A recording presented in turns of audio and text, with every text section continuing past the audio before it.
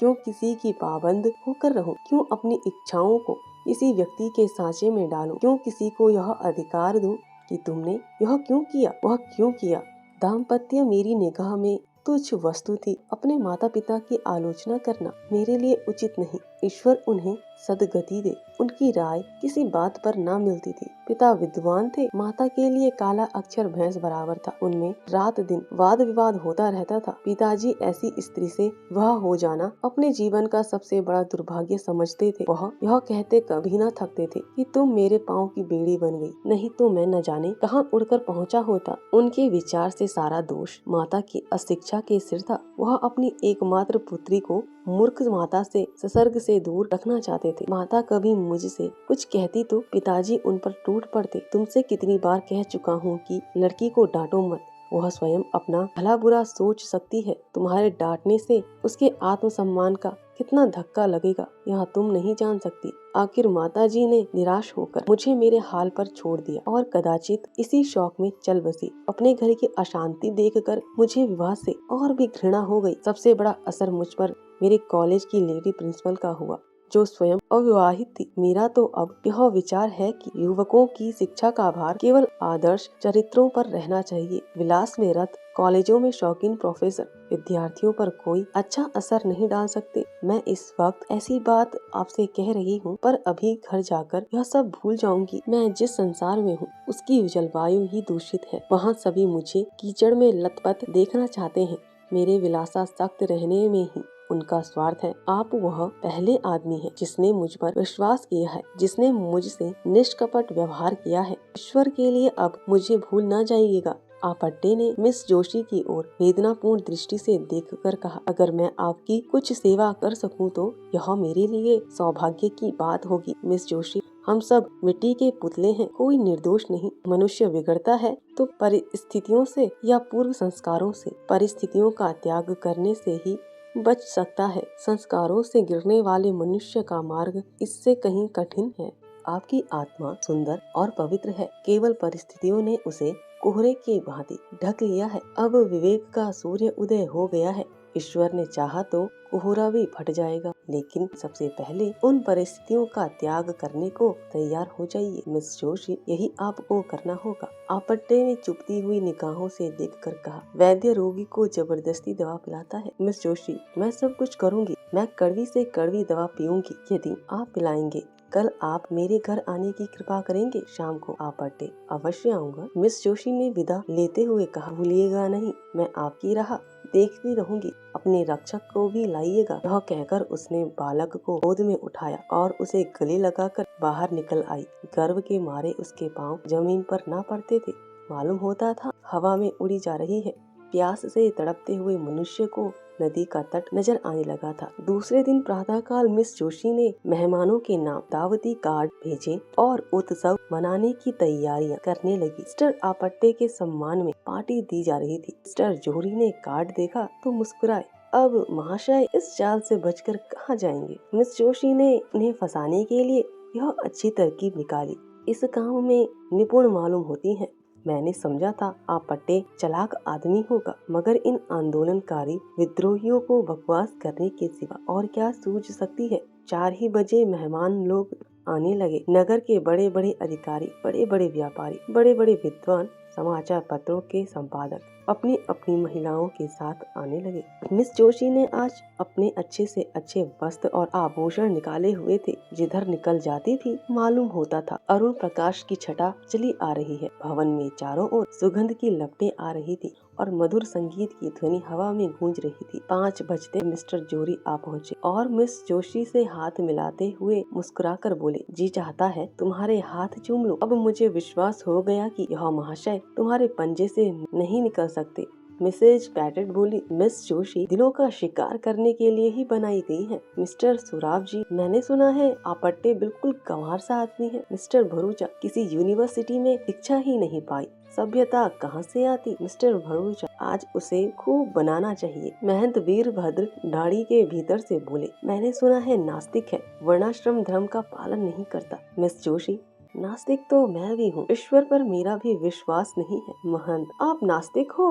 पर आप कितने ही नास्तिकों को आस्तिक बना देती हैं। मिस्टर जोहरी, आपने लाख की बात कही महंत जी। मिस भरूचा, क्यों महंत जी, आपको मिस जोशी ही ने आस्तिक बनाया है क्या? सहसा आपट्टे लोहार के बालक की उंगली पकड़े हुए भवन में दाखिल हुए। वह पूरे फैशनेबल रईस बने हुए थे। बालक भी किसी रईस का लड़का मालूम होता था। आज आपट्टे को देखकर लोगों को विदित हुआ कि वह कितना सुंदर सजीला आदमी है। मुख से शौर्य निकल रहा था, पोर पोर से शिष्टता झलकती थी। मालूम होता था वह इसी समाज में पला है। लोग देख रहे थे कि वह कहीं झुके और तालियां बजाए, कहीं कदम फिसले और कहीं लगाए। पर आपट्टे मंचे हुए खिलाड़ी की भांति जो कदम उठाता था वह सदा हुआ, जो हाथ दिखलाता था वह जमा हुआ। लोग उससे पहले तुच्छ समझते थे, अब उससे ईर्ष्या करने लगे, उस पर फावतियां उड़ानी शुरू की। लेकिन पट्टे इस कला में भी एक ही निकला। बात मुंह से निकली और उसने जवाब दिया, पर उसके जवाब में मालिन्य या कटुता का लेश भी न था। उसका एक एक शब्द सरल स्वचित को प्रसन्न करने वाले भावों में होता था। मिस जोशी उसकी वाक्य चातुरी पर फूल उठती थी। सोराब जी, आपने किसी यूनिवर्सिटी से शिक्षा पाई थी? आपट्टे, यूनिवर्सिटी में शिक्षा पाई होती तो आज मैं भी शिक्षा विभाग का अध्यक्ष होता। मिसेज भरूचा, मैं तो आपको भयंकर जंतु समझती थी। आपट्टे ने मुस्कुराकर कहा, आपने मुझे महिलाओं के सामने ना देखा होगा। सहसा मिस जोशी अपने सोने के कमरे में गई और अपने सारे वस्त्राभूषण उतार फेंके। उसके मुख से शुभ संकल्प का तेज निकल रहा था। नेत्रों से दबी ज्योति प्रस्फुटित हो रही थी, मानो किसी देवता ने उसे वरदान दिया हो। उसने सजे हुए कमरे को घृणा से देखा, अपने आभूषणों को पैरों से ठुकरा दिया और एक मोटी साफ साड़ी पहनकर बाहर निकली। आज प्रातः काल ही उसने यह साड़ी मंगा ली थी। उसे इस नए वेश में देखकर सब लोग चकित हो गए। काया पलट कैसी! सहसा किसी की आंखों को विश्वास न आया। किंतु मिस्टर जोहरी बगले बजाने लगे। मिस जोशी ने इसे फंसाने के लिए यह कोई नया स्वांग रचा है। मित्रों, आपको याद है परसों महाशय आपट्टे ने मुझे कितनी गालियाँ दी थी। वह महाशय खड़े हैं, आज मैं इन्हें उस दुर्व्यवहार का दंड देना चाहती हूँ। मैं कल इनके मकान पर जाकर इनके जीवन के सारे गुप्त रहस्य को जान आई। यह जो जनता की भीड़ गरजते फिरते हैं, मेरे एक ही निशाने पर गिर पड़े। मैं उन रहस्यों के खोलने में अब विलम्ब न करूँगी। आप लोग अधीर हो रहे होंगे। मैंने जो कुछ देखा वह इतना भयंकर है कि उसका वृतांत सुनकर शायद आप लोगों को मूर्छा आ जाएगी। अब मुझे लेश मात्र भी संदेह नहीं है कि यह महाशय पक्के देशद्रोही हैं। मिस्टर जोहरी ने ताली बजाई और तालियों से हॉल गूंज उठा। मिस जोशी लेकिन राज के द्रोही नहीं, अन्याय के द्रोही, दमन के द्रोही, अभिमान के द्रोही। चारों ओर सन्नाटा छा गया। लोग विस्मित होकर एक दूसरे की ओर ताकने लगे। मिस जोशी गुप्त रूप से शस्त्र जमा किए हैं और गुप्त रूप से हत्याएं की है। मिस्टर जोहरी ने तालियां बजाई और तालियां का दो गड्ढा फिर बरस गया। मिस जोशी, लेकिन किसकी हत्या? दुख की, दरिद्रता की, प्रजा के कष्टों की, हट धर्मों की और अपने स्वार्थ की। चारों ओर फिर सन्नाटा छा गया और लोग चकित हो होकर एक दूसरे की ओर ताकने लगे, मानो उन्हें अपने कानों पर विश्वास नहीं है। मिस जोशी, महाराज आपट्टे ने डकैतियां की और कर रहे हैं। अब की किसी ने ताली ना बजाई। लोग सुनना चाहते थे कि देखें आगे क्या कहती है। उन्होंने मुझ पर भी हाथ साफ किया है, मेरा सब कुछ अपहरण कर लिया है, यहाँ तक कि अब मैं निराधार हूँ और उनके चरणों के सिवा मेरे लिए कोई आश्रय नहीं है। प्राणधार, इस अबला को अपने चरणों में स्थान दो और उसे डूबने से बचाओ। मैं जानती हूँ तुम मुझे निराश ना करोगे। यह कहते कहते वह जाकर आपट्टे के चरणों में गिर पड़ी। सारी मंडली स्तंभित रह गई। एक सप्ताह गुजर चुका था। उन पर 4 अभियोग चलाने की तैयारियां चल रही थी। सारे प्रांत में हलचल मची हुई थी। नगर में रोज सभाएं होती थी। पुलिस रोज 10-5 आदमियों को पकड़ती थी। समाचार पत्रों में जोरों के साथ वाद विवाद हो रहा था। रात के 9 बज गए थे। मिस्टर जोहरी राजभवन में मेज पर बैठे हुए सोच रहे थे कि मिस जोशी को क्यों कर वापस लाए। उसी दिन से उनकी छाती पर सांप लौट रहा था। उसकी सूरत एक क्षण के लिए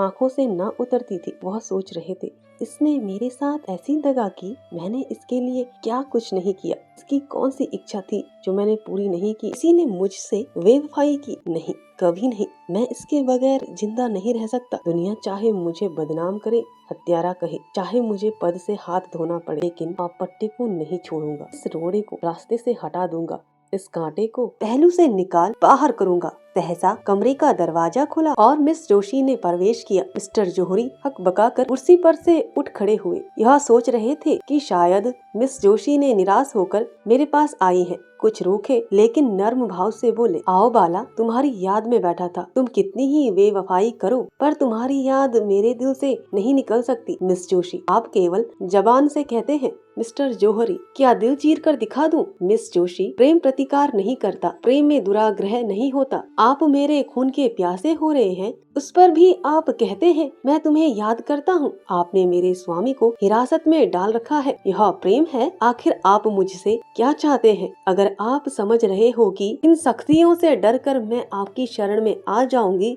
तो आपका भ्रम है। आपको अख्तियार है कि आपट्टे को काले पानी भेज दे, फांसी चढ़ा दे, इसका मुझ पर कोई असर न होगा। वह मेरे स्वामी हैं, मैं उनको अपना स्वामी समझती हूँ। उन्होंने अपनी विशाल उदारता से मेरा उद्धार किया।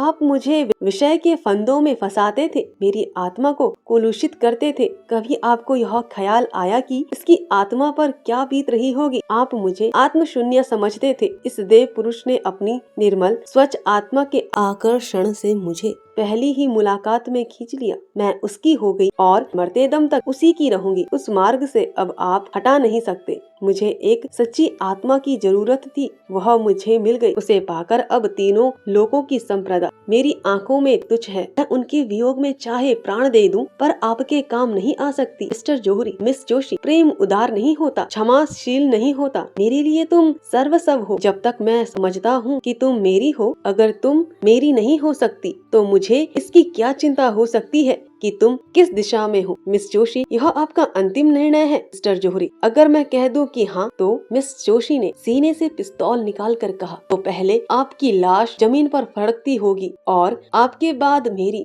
बोलिए, यह आपका अंतिम निर्णय निश्चय है? यह कहकर मिस जोशी ने जोहरी की तरफ पिस्तौल सीधा किया। जोहरी कुर्सी से उठ खड़े हुए और मुस्कुरा कर बोले, क्या तुम मेरे लिए कभी इतना साहस कर सकती थी? जाओ, तुम्हारा आपट्टे तुम्हें मुबारक हो। उस पर भी अभियोग उठा लिया जाएगा। पवित्र प्रेम ही में यह साहस है। अब मुझे विश्वास हो गया कि तुम्हारा प्रेम पवित्र है। अगर कोई पुराना पापी भविष्यवाणी कर सकता है तो मैं कहता हूँ वह दिन दूर नहीं है जब तुम इस भवन की स्वामिनी होगी। आपट्टे ने मुझे प्रेम के क्षेत्र में नहीं, राजनीति के क्षेत्र में भी परास्त कर दिया। सच्चा आदमी एक मुलाकात में ही जीवन बदल सकता है, आत्मा को जगा सकता है और ज्ञान को मिटाकर प्रकाश की ज्योति फैला सकता है। यह आज सिद्ध हो गया। धन्यवाद दोस्तों, आशा है आपको यह कहानी पसंद आई हो।